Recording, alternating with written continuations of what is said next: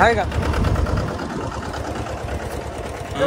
3 match मध्ये जास्त पडत समजाय तू बघ मित्रांनो, मेथी फिरतो आपण. रोहित कंपनीचं यंत्र आहे, रोहित कृषी. बघा अशा प्रकारे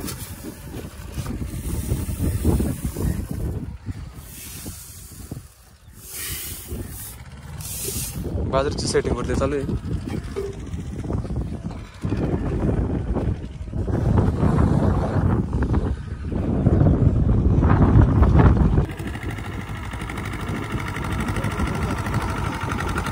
खाली वल्ल जास्त ना, त्याची मोठं चालत नव्हतं.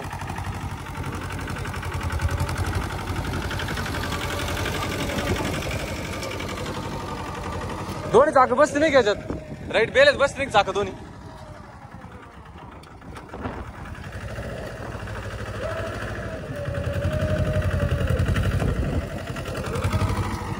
मोठा ट्रॅक्टर कसं होता आपला 575, त्याच्यामुळे जीव आणि पॉवर सहन करून घेतो.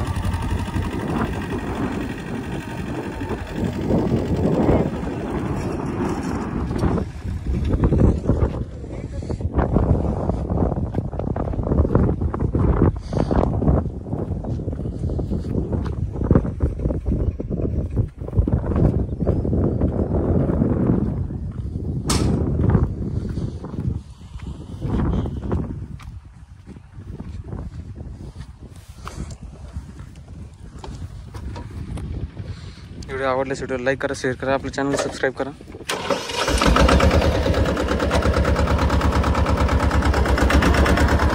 हे जे यंत्र आहे रोहितचं, हे यंत्र गोळा पण करत होतं.